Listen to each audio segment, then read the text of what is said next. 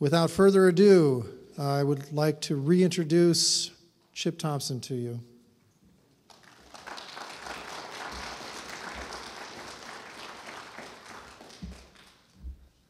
All right.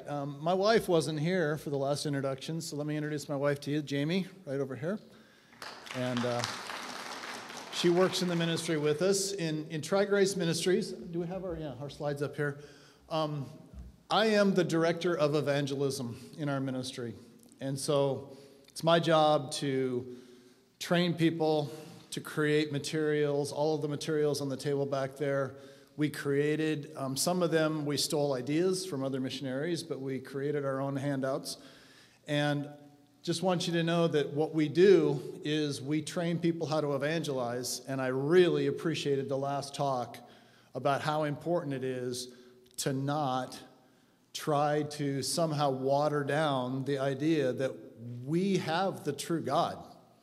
We're in a relationship with the true God. We know the true Messiah, Jesus Christ, and we are in a relationship with the true Messiah, Jesus Christ, and we don't need to be apologetic about that in any way, shape, or form. And so I really appreciated that, and I have spent a lot of time in the last couple of years just studying Jesus, how he responded to people, what he said, the truths that he taught, the doctrines that he taught. And I want to tell you, the doctrines that Paul taught are not an addition to what Jesus Christ taught. The doctrines that Paul taught are explaining what Jesus Christ taught. That's what they are. They are Jesus Christ's doctrine, and he is expounding those doctrines to us. And what the other apostles taught, their doctrine started with Jesus, and it expanded from there. So don't ever think that somehow we are like Pauline Christians. We're not Pauline Christians. Paul would have a heart attack if he heard anybody say that. We are disciples of Jesus Christ, and I want to emphasize that, and we don't want to pull any punches when we're talking to LDS people either. So let me explain again. This is our witnessing training manual. This will train you how to witness to Mormons. It'll train you to understand how they think, why they think what they think, how you can challenge those doctrines that they've been taught. So this is our manual that we train people to use. These are the in the field witnessing tools. These are the visual aids. And don't mistake these for like tracts that you just pass out on a street corner. These are not tracts. These are visual aids to aid you in a discussion with your Mormon friends. And I just want to tell you that what Lee Baker said last night about using their sources, that is so vitally important. And you don't need to have all of the resources that we have on our table in the back. That's not necessary. But you do need to have some of these resources. If all you do is go through a piece of paper with them, this piece of paper to a Mormon is anti-Mormon literature. But if you take this same piece of paper and you back it up with their source, Teachings of the Prophet Joseph Smith, your witness just got really heavy for that Mormon, because it's not just a piece of paper, it's their documentation. And so if you're going to discuss the doctrine of the Trinity, I think this is a vital tool for you to have, the Teachings of the Prophet Joseph Smith, because this is where the heresy that Joseph Smith introduced to Mormonism came from, is from these teachings.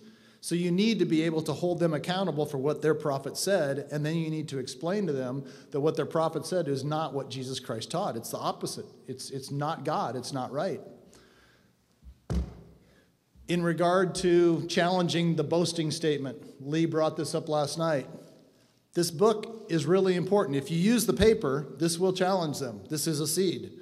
If you use the book with the paper, this becomes a mountain of evidence. This is just beyond their comprehension to know what to do with it.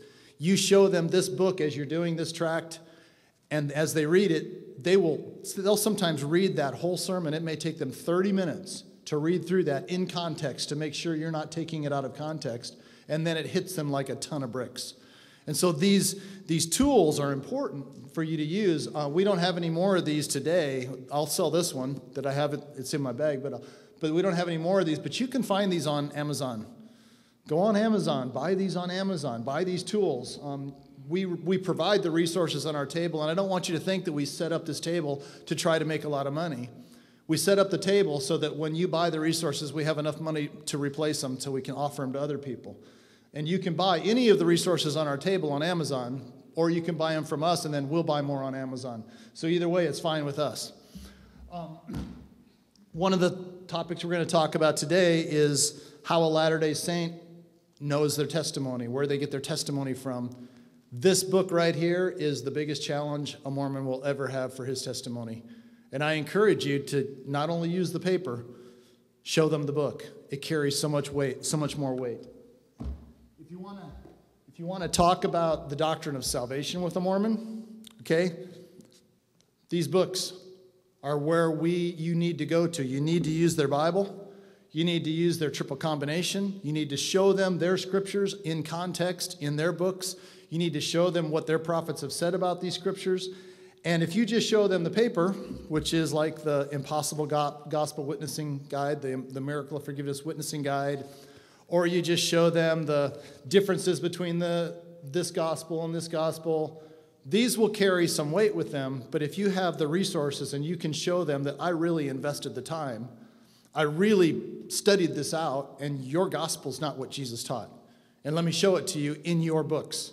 And so these tools, gospel principles, true to the faith, miracle of forgiveness, their own scriptures, if you're going to get serious about witnessing to Mormons, then you need to invest the time into their stuff. And like I said, you don't have to have all of them, but if you have some of them that will carry a weight with them, that you are actually researching their materials. You're not getting your information off of anti-Mormon websites. You haven't gone to Concerned Christian's website and got all your information. You're getting it from their own sources.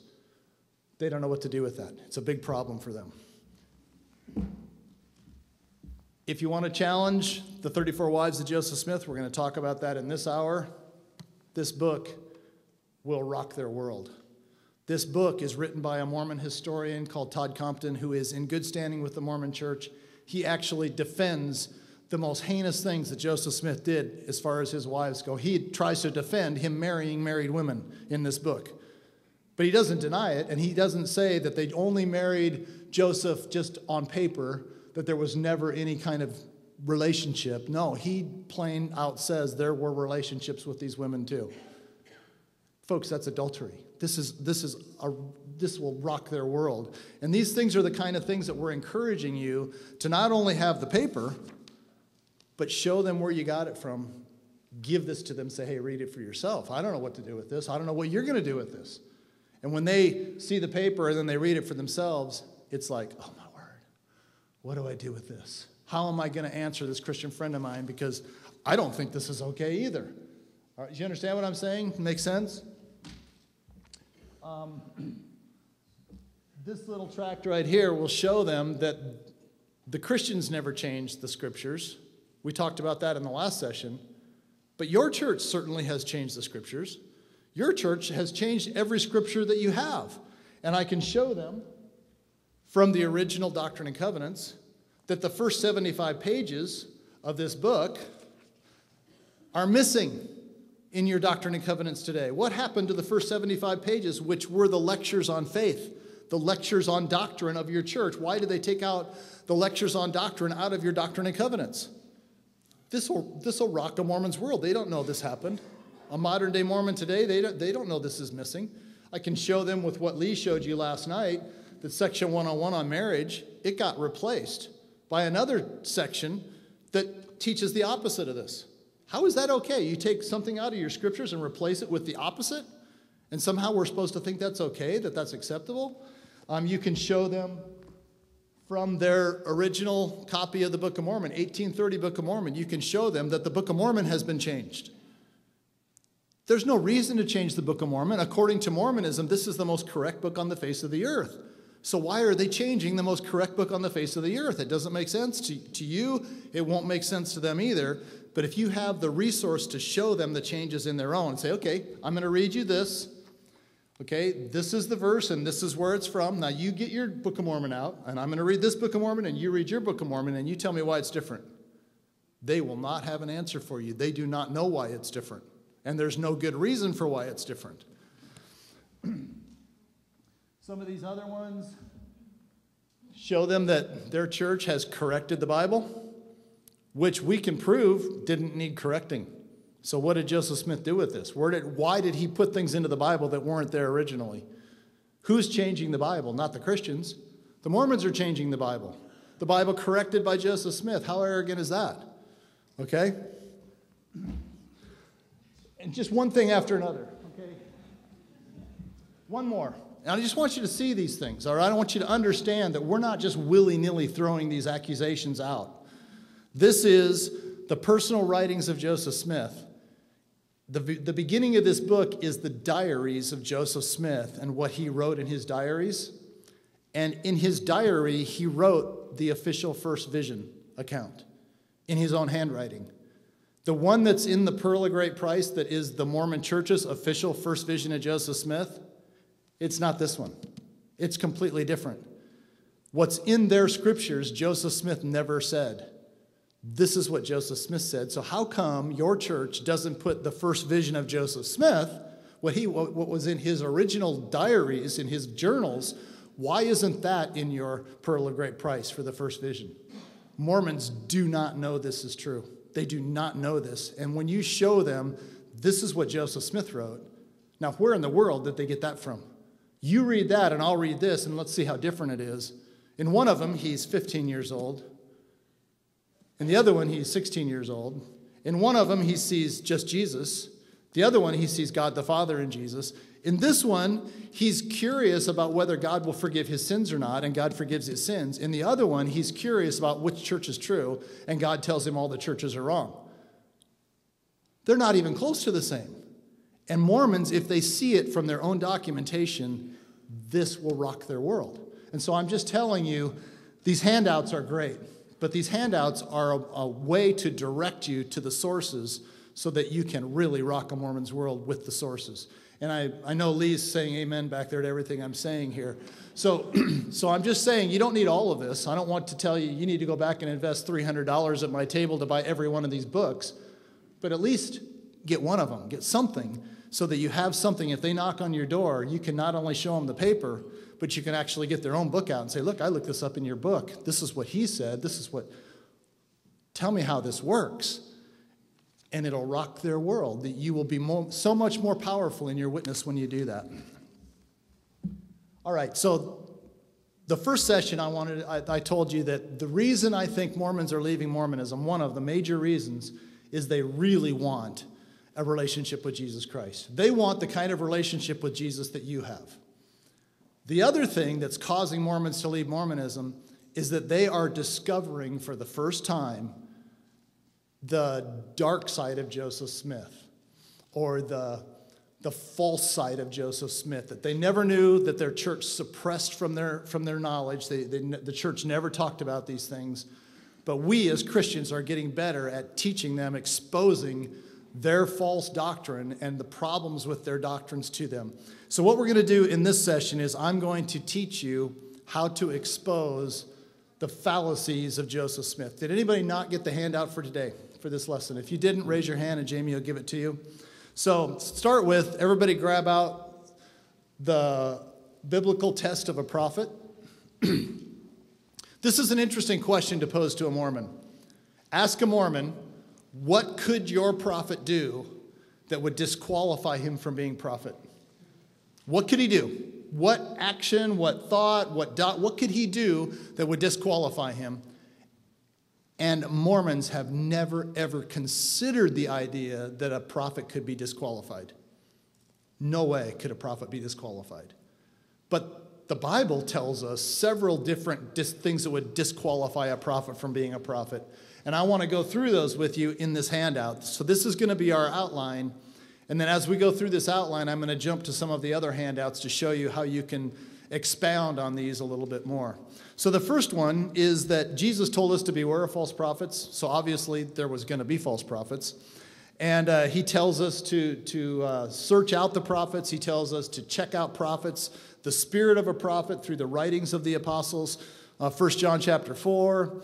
But I want to focus on the first test, which would be Deuteronomy chapter 18, verses 21 and 22. And some people say, well, why don't you have a PowerPoint for this stuff?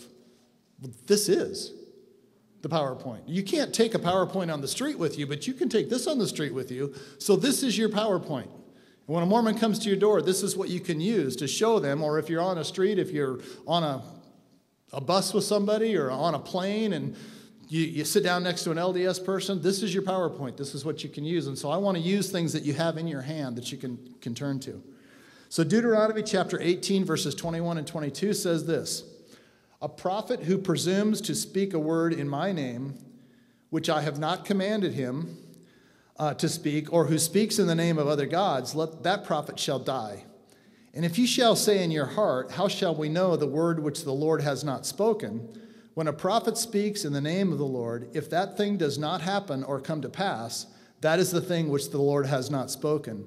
The prophet has spoken it presumptuously. You shall not be afraid of him. Okay, so this is the first test of a prophet. If a prophet makes a prophecy that does not come true, then that prophet is a false prophet. Why? Who is the prophet speaking for? God.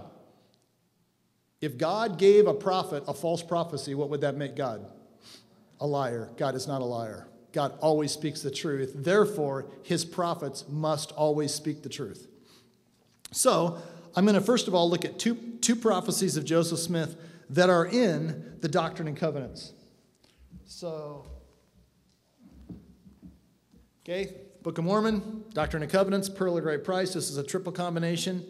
In here, in their Doctrine and Covenants, in their scriptures, are two prophecies that are false prophecies of Joseph Smith.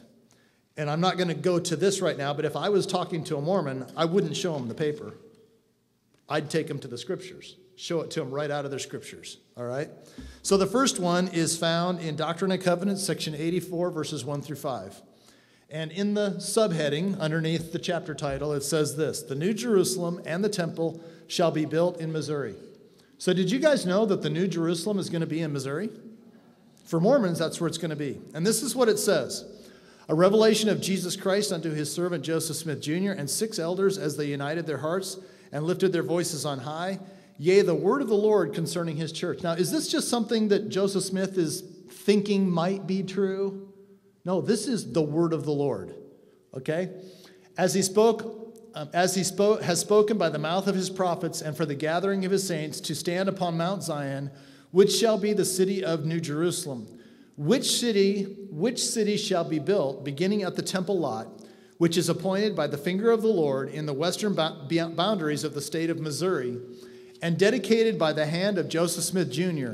Verily, this is the word of the Lord, that the city of New Jerusalem shall be built by the gathering of the saints, beginning at this place, even the place of the temple, which temple shall be reared in this generation. For verily this generation shall not all pass away till an house shall be built unto the Lord. Now this is a pretty simple prophecy saying that in the generation that was alive when Joseph Smith laid the cornerstone for the temple in Independence, Missouri, that while that generation was alive, a temple would be built there and would be established as the place of the New Jerusalem in Missouri. That's the prophecy. Okay? The problem is that lot is an empty, vacant lot today. Even the cornerstone's gone now. Because the people that own that lot have taken the cornerstone and put it in a museum to show off this cornerstone that Joseph Smith set. So there's nothing. To this day, it's a vacant lot in Independence, Missouri. And this prophecy didn't come true. Now, Mormons have had 150 years to deal with this false prophecy. And so they do have answers for it. And their number one answer is, well, we don't know what a generation is. I mean, the Bible says that one day is as 1,000 years with the Lord. So how do we know a generation could be thousands of years long, so this still could be fulfilled? Okay, now the problem with that is that none of the apostles and prophets following this prophecy took this as symbolic. They all took it as literal. And I'm not going to read all of these because I know you can read, and so I'm going to let you read these on your own. But 38 years after the prophecy, the Apostle Orson Pratt stated that it was literal. 58 years after the prophecy, the 1890 edition of the Book of Mormon said that this prophecy had to be fulfilled within 100 years. 102 years after the prophecy, President Joseph Fielding Smith said he still believed it was going to happen, and there was still going to be some people alive that were alive when Joseph Smith made the prophecy. And 131 years after the prophecy was over, they finally admitted, well, there's no way that's going to happen literally, so it must be figurative. Now, who's saying this? These are apostles, prophets, seers, revelators of the Mormon church, and they're all getting it wrong. That's a problem in and of itself. Okay? So this prophecy did not come true, and you can challenge them deeply with that prophecy. Okay, number 2. Doctrine and Covenants, section 114, verse 1. And actually, this one's my favorite because it's really simple. It's one verse long, and there's no way out. All right? So Doctrine and Covenants, section 114, verse 1, it says, a revelation given through Joseph Smith the prophet at Far West, Missouri, April 17th, 1838. And the date is important, so remember that date. And this is a revelation. This is from the Lord. Okay? Verily, thus saith the Lord, it is wisdom in my servant David W. Patton, that he settle up all of his business as soon as he possibly can, and make a disposition of his merchandise, that he may perform a mission unto me next spring, in company with others, even 12 including himself, to testify of my name and bear glad tidings unto all the world. All right, so did that prophecy come true? And it's really simple.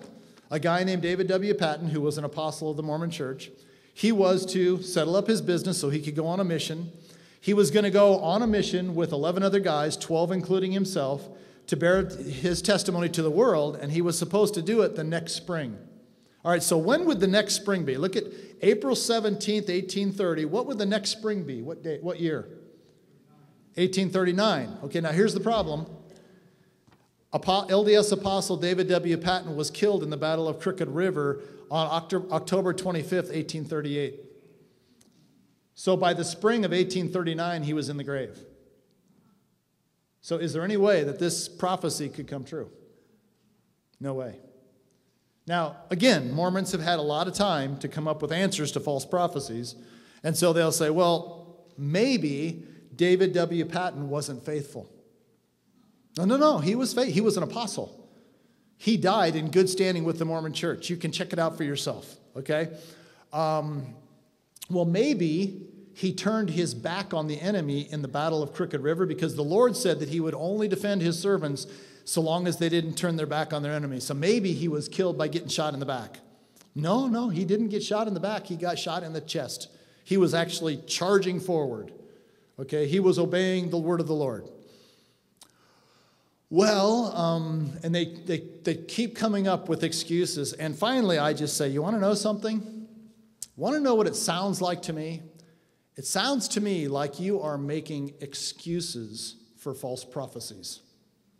Because that's all you're doing is you're saying, well, maybe this, well, maybe that. You are just trying to find an answer for why this prophecy is false, why it didn't come true. And all you're doing is confirming to me that it's false. Right? Yeah, that's a big problem. All right, so there is actually another prophecy that you can use with them. And this one, Joseph Smith actually admits. He admits that it's a false prophecy. So Andy, come up here real quick. Andy's going to be my Mormon again. And this false prophecy of Joseph Smith is one that you can use to challenge a Mormon's testimony. Not only is it a false prophecy, which makes Joseph Smith a false prophet, but you can use this to challenge a testimony of a Mormon. And Andy, share your testimony with me, please. Well, I prayed and I asked God, and he told me that Joseph Smith was a prophet. Okay. Through a good, peaceful feeling. Okay. Is that your whole testimony? That's so my testimony. Bear your LDS testimony to me. You know what? I bear you my testimony that God told me that Joseph Smith is a prophet. Okay, so that's your testimony. Now, LDS people, they all have a testimony. It's not all that different than Andy's. Sometimes they'll say, I know Joseph Smith's a true prophet. I know the Book of Mormon's true. I know the Church of Jesus Christ is true. I know Thomas S. Monson's a prophet of God. Sometimes, maybe a fourth of the time, they'll say, I know Jesus is the Savior of the world. Most of the time, they leave Jesus out, but this is an LDS testimony. He knows. How do you know? God told me. I prayed about it. He prayed about it. He received what? A revelation. Good feeling. A feeling about it, okay? So this is where that testimony comes from. All right, and this testimony comes from Doctrine and Covenants, section 9, verses 8 and 9. So this is where I start. When a Mormon bears their testimony, I start with this prophecy, and it says this: you must study it out in your mind, then you must ask me if it be right. And if it is right, I will cause that your bosom shall burn within you. Therefore you shall feel that it's right. So I is felt that it was right. so that's how you, so if it's not right, this says this, but if it be not right, you shall have no such feelings, but you shall have a stupor of thought that shall cause you to forget the thing which is wrong. So this is how you, Right. so it's all based upon basically a feeling that the Spirit gives you. It's a revelation from God, and if you feel good about it, Then from God. then you know it's from God. What if you feel bad about it? Well, then it was probably from the devil. Or if you because- forget about it? Well, it's probably from the devil, or it's not right because it says to get the stupor of thought. Okay. So that's that bad feeling. Okay, so let me ask you a question. Have you ever heard of the Canadian copyright episode? No, what is it? Okay, it's a prophecy that's in the comprehensive history of the church, and this is what I like to do. If you have this, you can do this, okay? So here's what I want you to do. I'm going to read it off the paper, but you can read it out of the book. Okay. And so pretty much the highlighted area, and if you want to, after I'm done, if you want to read all of it, you can read all of it, but this is basically the story. Okay, so in this narrative, Hiram Smith is represented by David Whitmer as saying that it had been suggested to him that some of the brethren might go to Toronto, Canada, and sell the copyright of the Book of Mormon for considerable money.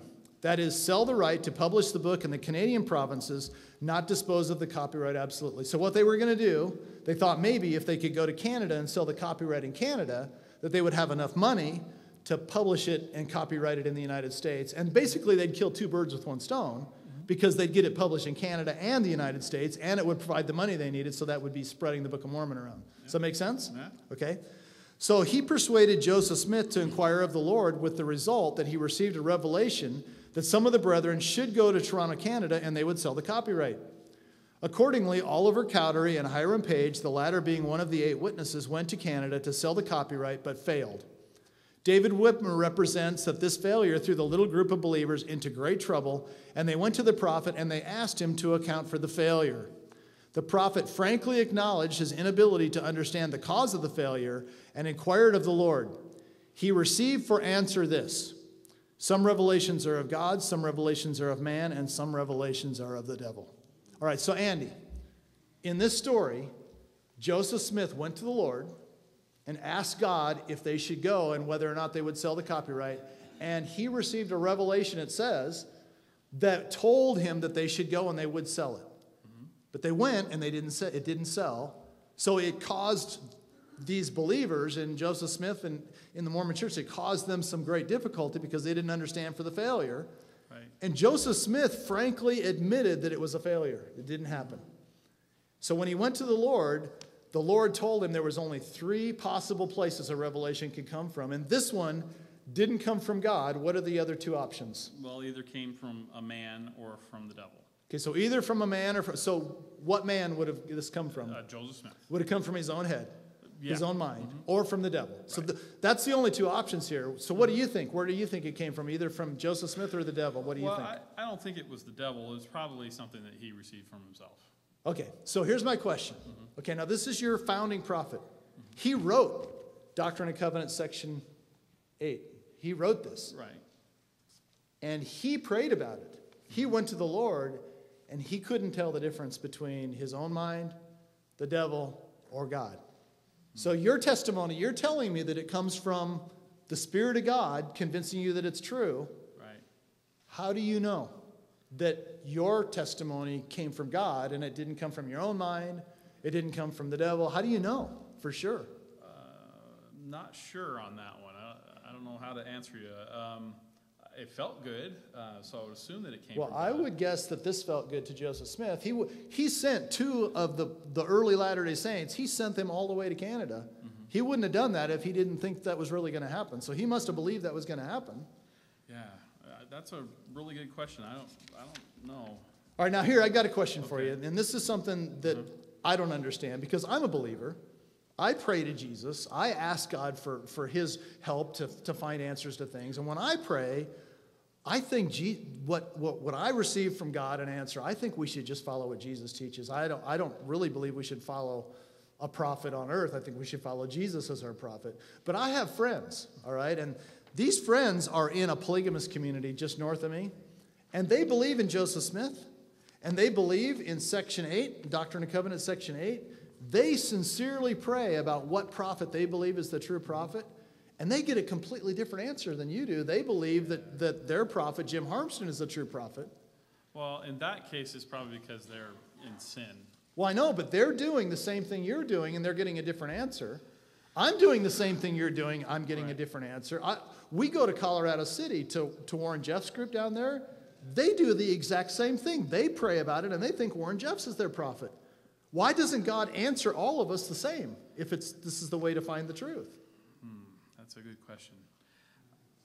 So let me tell you, and then I'm not gonna expect you to answer a question that you don't have an answer for. But this is what I believe Jesus Christ and the Bible tells us about how we are to determine truth. Would you be willing to take this and check it out for yourself and study that out for yourself? Sure. And try to determine truth the way that Jesus said to determine truth. Would you be willing to do that? Sure, I'll do that. Thank you very much. Appreciate it. Okay. So do you see how that works?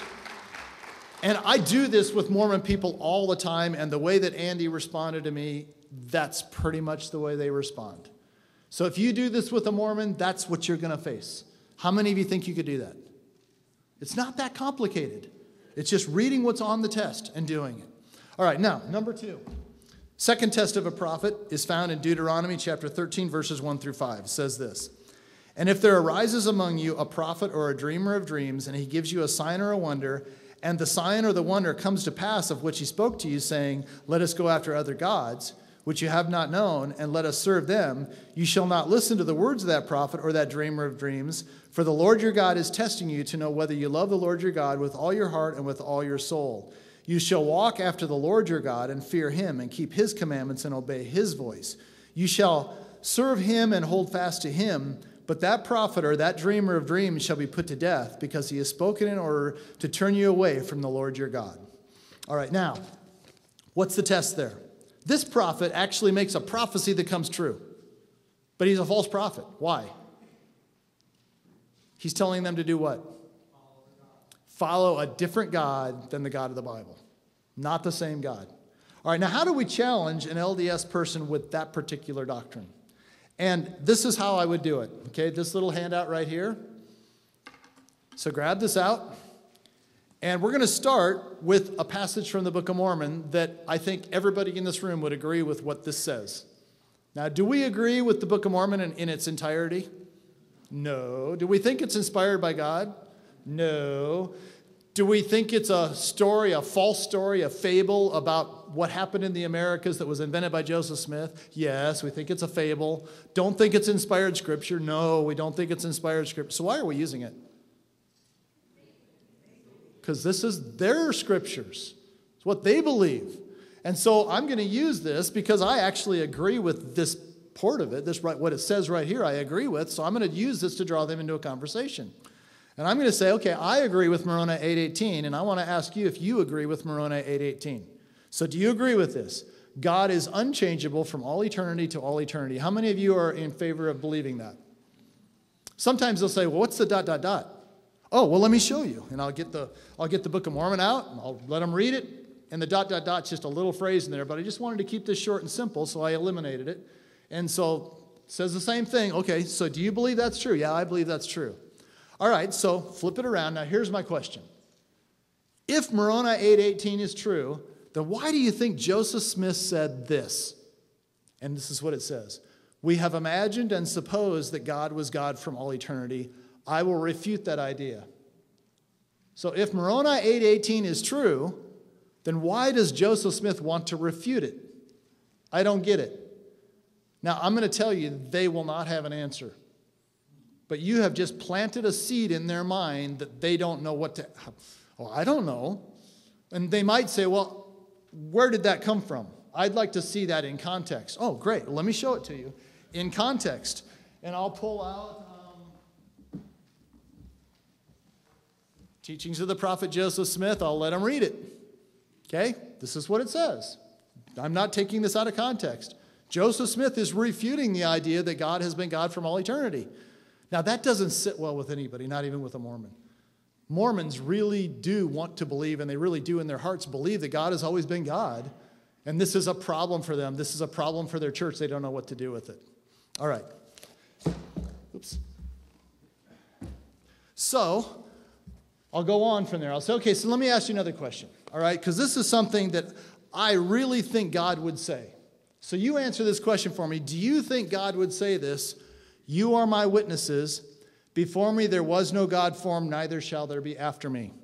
Because this is something from a Christian perspective, this is something I think God would say. They might say, well, who said that? I'll say, well, I'll tell you who said it. I just want your opinion about the statement first, and then I'll tell you where it came from. So what do you think? Do you think God would say, you are my witnesses, before me there was not God formed, neither shall there be after me? What do you guys think? You think God would say that? I think God would say that. Do you think a Mormon's going to think God would say that? This is a problem for them. And they typically won't answer it. They'll say, well, I don't know if I can answer that question. All right, so this is actually God's testimony to you. God's testimony to you is that you are my witnesses. Before me there was no God formed, neither shall there be after me. Do you believe God? So what is a Mormon going to do with that? Well, of course I believe God. But I think you're taking that out of context. Well, let's look at it in context. So I'll take them to the Bible. Show it to them in context. Do you believe that? Now here's a problem. And go to the inside. And this is what I think the problem is this is the full quote of what Joseph Smith said about wanting to refute the idea that God has always been God. And he also says that we have got to learn how to be gods ourselves. So we're going to become gods. So Joseph Smith is disagreeing with both of these statements, with the Book of Mormon, the Bible. He's completely disagreeing with it. And I agree with the Book of Mormon because it agrees with the Bible there. And that passage, there's actually whole chapters out of the Book of Isaiah and the Book of Mormon. Do I agree with those? Yeah, they're directly out of the Bible. Okay? But here's the problem. What Joseph Smith says right here, it's actually in Teachings of the Prophet Joseph Smith, completely disagrees with the entire doctrine of the Bible. Nowhere in the Bible will you find any verses that agree with what Joseph Smith is saying here. So he's agreeing with the LDS scripture of the Bible, which that is one of their scriptures. They're disagreeing with it, but he's also disagreeing entirely with the Book of Mormon, because the Book of Mormon does not agree with the LDS doctrine of God. In the Book of Mormon, God has always been God. In the Book of Mormon, there is only one God. In the Book of Mormon, the Trinity is God. There isn't more than one God.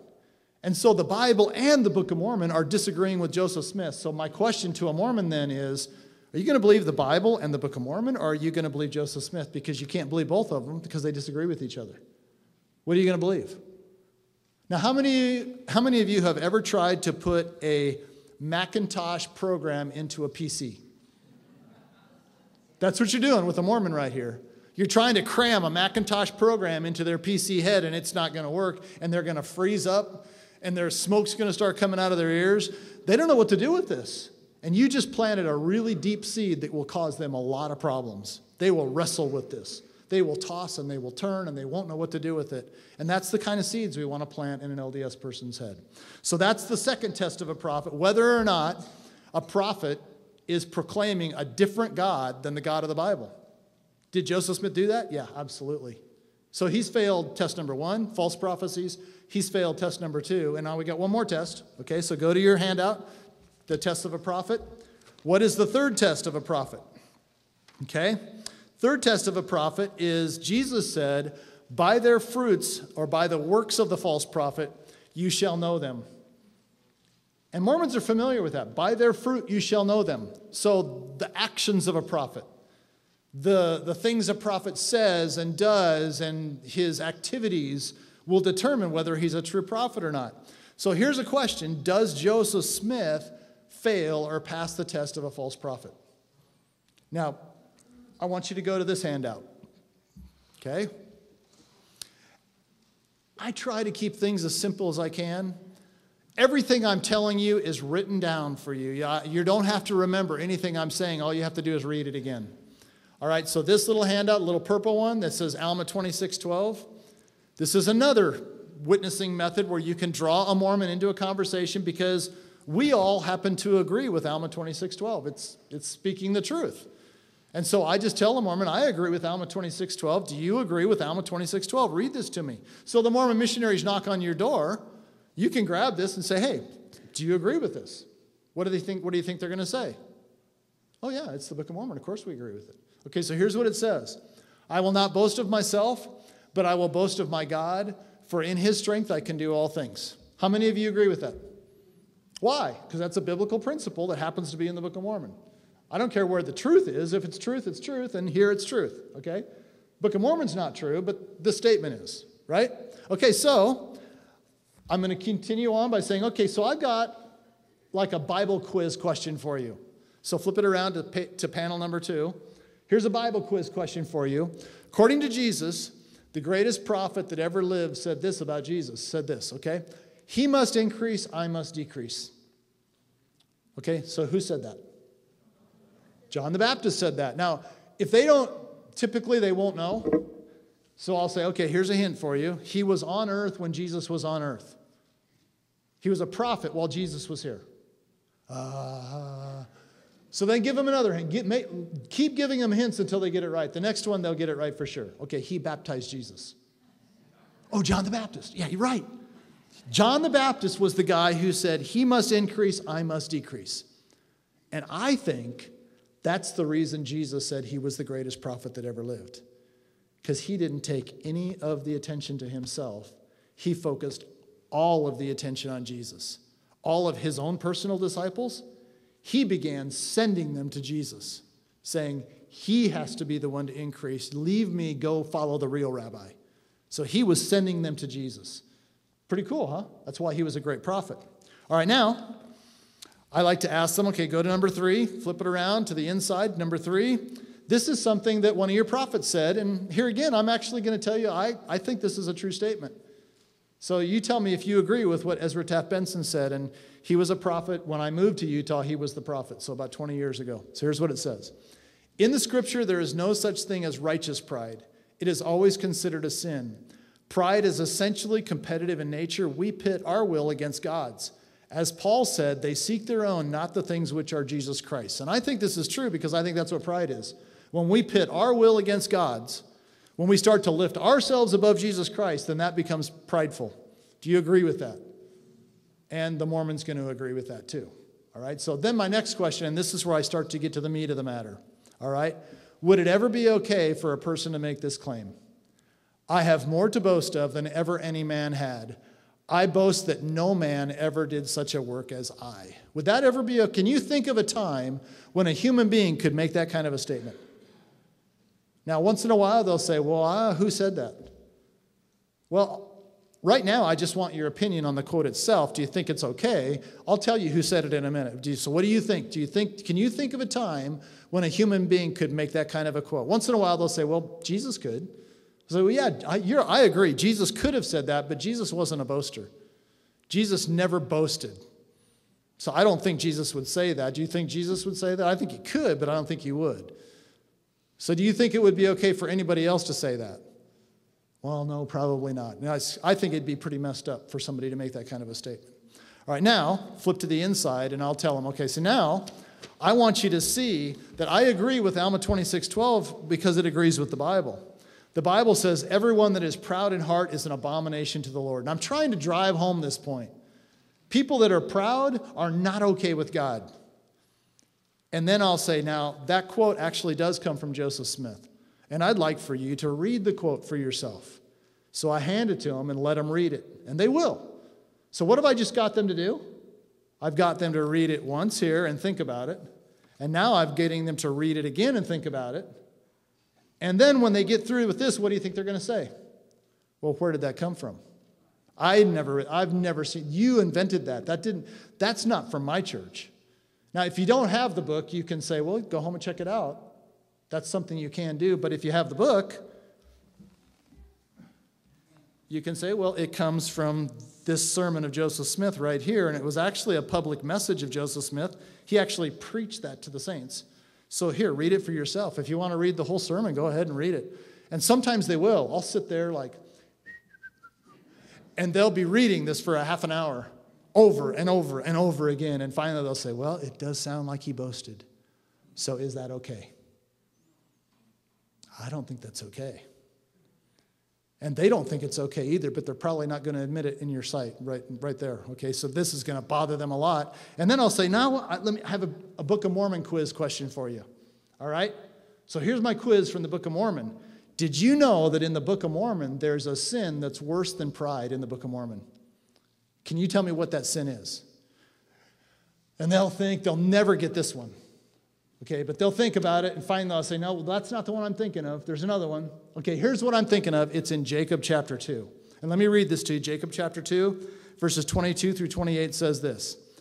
I make an end of speaking unto you concerning this pride. So he's just got done dealing with their pride. And he says, and were it not that I must speak unto you concerning a grosser crime, my heart would rejoice exceedingly. For behold, thus saith the Lord, this people begin to wax in iniquity. For they seek to excuse themselves in committing whoredoms. David and Solomon truly had many wives and concubines, which thing was abominable before me. Wherefore I, the Lord, will not suffer that this people shall do like unto them of old. My brethren, hearken to the word of the Lord, for there shall not any man among you have, save it be one wife, and in concubines he shall have none. For I, the Lord, delight in the chastity of women, and whoredoms are an abomination before me. So what is this saying?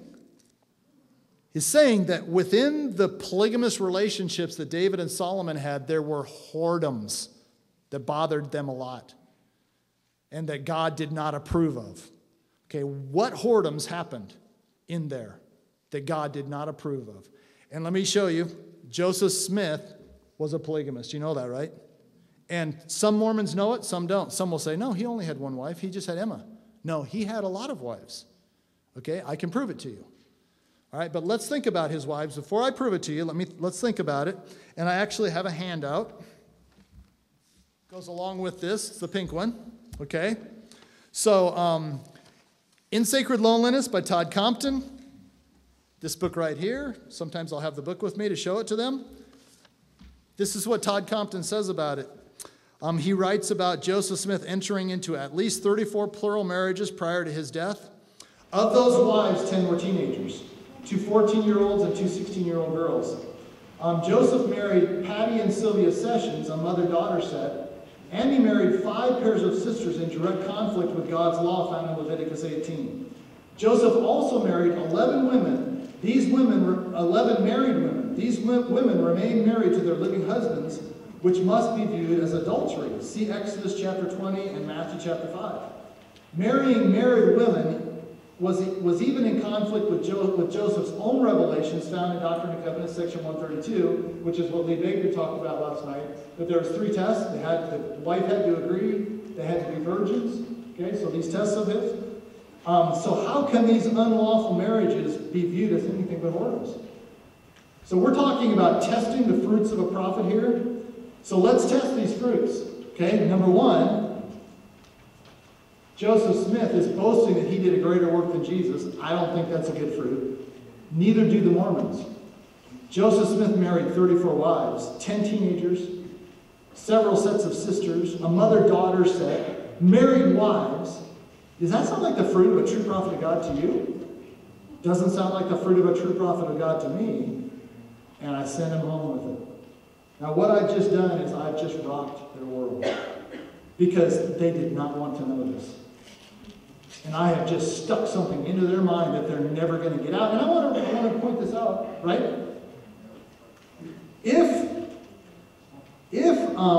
what I'm telling you is not true, but if it be not right, you shall have no such feelings, but you shall have a stupor of thought that shall cause you to forget the thing which is wrong. So if what I'm telling you isn't true, then you're just going to forget about it. You're going to go home, sleep like a baby tonight.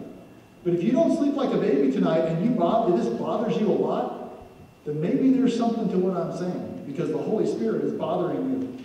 He's not giving you a stupor of thought to forget it. And how many of you think that any of those little boys, those young boys, are going to go home and sleep well that night?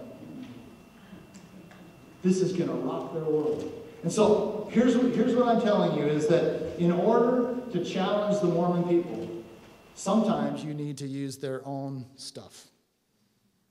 And unless you're using their own stuff, you're just an anti-Mormon that's trying to make Joseph Smith look bad. But I'm not trying to make him look bad. He looks bad. This is a problem. All right, so I'm just challenging and encouraging you, even if you can't get everything, at least get something, so you have some of their own literature so they can tell that you have invested into their religion a little bit, and you are actually checking it out from their own sources, and they will respect you for that. So that's our talk. That's my talk here, and I hope you understand why Mormons are leaving Mormonism, because we are getting better at exposing these kind of things to Mormons. So we have lots of information on our table. Come back to our table, and we'd be glad to share it with you.